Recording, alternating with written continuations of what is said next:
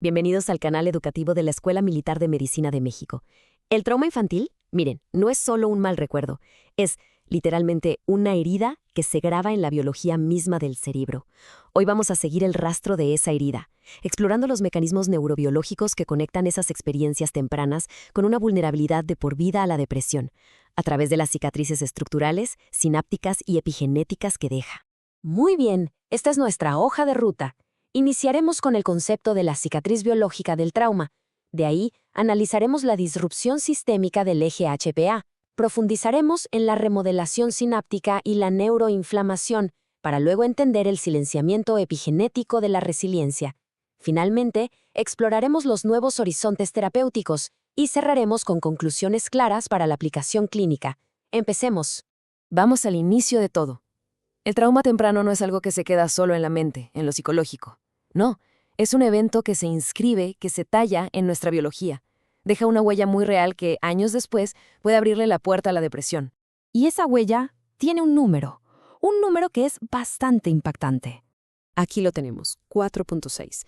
Este número no es una estadística más, representa una relación dosis-respuesta brutalmente clara.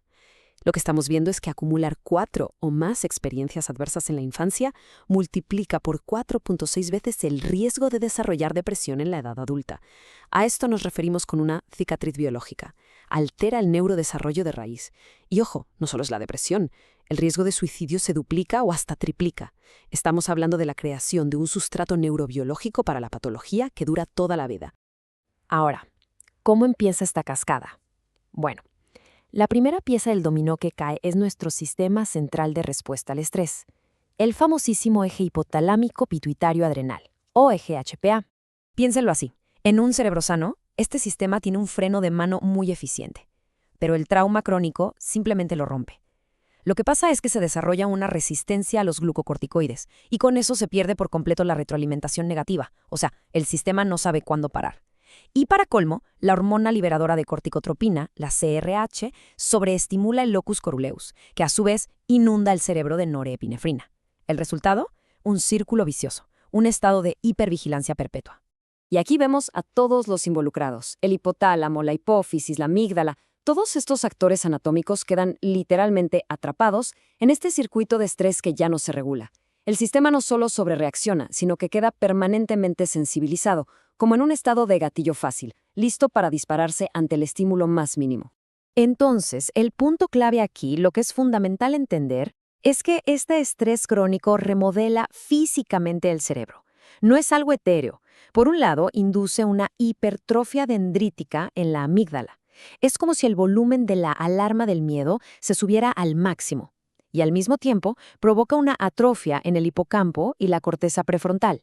Es decir, debilita el freno cognitivo y emocional. Más alarma, menos freno. Una receta para el desastre. Ok, ya vimos el panorama sistémico. Ahora hagamos zoom. Acerquémonos hasta el nivel sináptico para ver cómo toda esta disrupción se traduce en dos palabras clave: excitotoxicidad y activación inmune. A este nivel, lo que vemos es una respuesta que debería ser adaptativa, volviéndose completamente destructiva. El glutamato, nuestro principal neurotransmisor excitatorio, empieza a inundar la sinapsis de manera sostenida. Este tsunami de glutamato sobrepasa los mecanismos de recaptura y termina activando receptores NMDA extrasinápticos.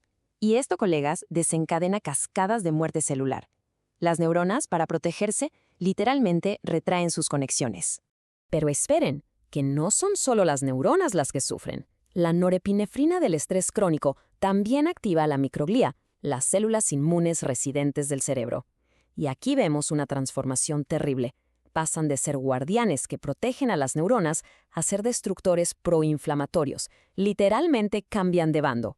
Y en este estado empiezan a fagocitar, a devorar espinas dendríticas perfectamente sanas, acelerando aún más la desconexión neuronal.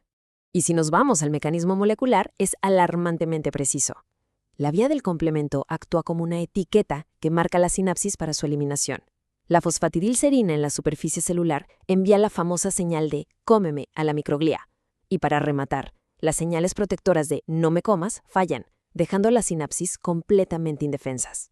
Todo esto nos lleva a la siguiente capa del problema, una de las más profundas y duraderas, las cicatrices moleculares. Vamos a ver cómo el trauma reescribe las instrucciones de nuestro propio genoma a través de modificaciones epigenéticas. Y aquí está una de las cicatrices más difíciles de borrar, la epigenética. El trauma induce una hipermetilación del ADN. Esto actúa como un interruptor que apaga genes cruciales. Por ejemplo, silencia el gen NR13C1, que codifica el receptor de glucocorticoides, perpetuando así la disfunción del eje HPA. También apaga genes neurotróficos como el BDNF, que son vitales para la plasticidad y la salud sináptica. Básicamente, apaga los mecanismos de defensa y reparación. Y no solo es la metilación, también entran en juego los microARN. Estos pequeños ARNs son como directores de orquesta a nivel posttranscripcional. El problema es que el estrés altera su expresión. La desregulación de MIR124, por ejemplo, afecta directamente la neurogénesis y la plasticidad, y ya se está considerando un biomarcador de riesgo para la depresión y un predictor de la respuesta al tratamiento. Con todo este panorama, con un ambiente cerebral que es activamente antineurotrófico, no es de extrañar que los tratamientos convencionales a menudo fallen. Esto nos obliga a buscar nuevos horizontes terapéuticos. Y aquí radica el fracaso de muchos antidepresivos clásicos.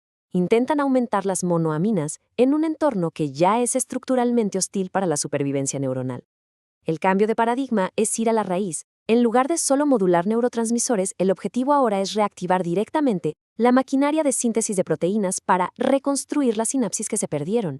Y el protagonista de este nuevo paradigma es, sin duda, la ketamina. Su mecanismo para revertir estos déficits sinápticos es rapidísimo y, la verdad, bastante elegante. Y lo interesante es que su acción principal no es directa sobre las neuronas piramidales. Su blanco son las interneuronas GABAérgicas. Vamos a desglosar este mecanismo en 3 pasos. Primero, la ketamina bloquea los receptores NMDA en estas interneuronas. Esto causa una desinhibición que provoca un pico de glutamato. Segundo, este torrente de glutamato activa los receptores AMP, lo que a su vez libera BDNF.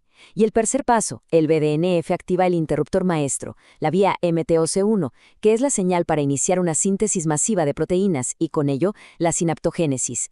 Es una cascada de reconstrucción. Y la historia no termina con la ketamina. De hecho, es solo el principio. El campo ya está desarrollando compuestos mucho más selectivos. Hablamos de moduladores de NMDA sin efectos psicotomiméticos y activadores directos de mTORC1. El objetivo final es la psiquiatría de precisión, intervenir de forma dirigida y, si es posible, antes de que esa cicatriz biológica se vuelva permanente. Muy bien, después de todo este recorrido molecular y celular, ¿con qué nos quedamos para nuestra práctica clínica? ¿Cuáles son los mensajes clave? Esta infografía resume perfectamente todo el viaje que acabamos de hacer. A la izquierda empieza todo, las experiencias adversas que inician la cascada. En el centro, el corazón del problema, la desregulación del eje HPA. A la derecha, vemos las consecuencias celulares, la microglía que se vuelve en nuestra contra y finalmente el mecanismo de rescate de la ketamina restaurando la sinapsis. Es toda la historia en una sola imagen.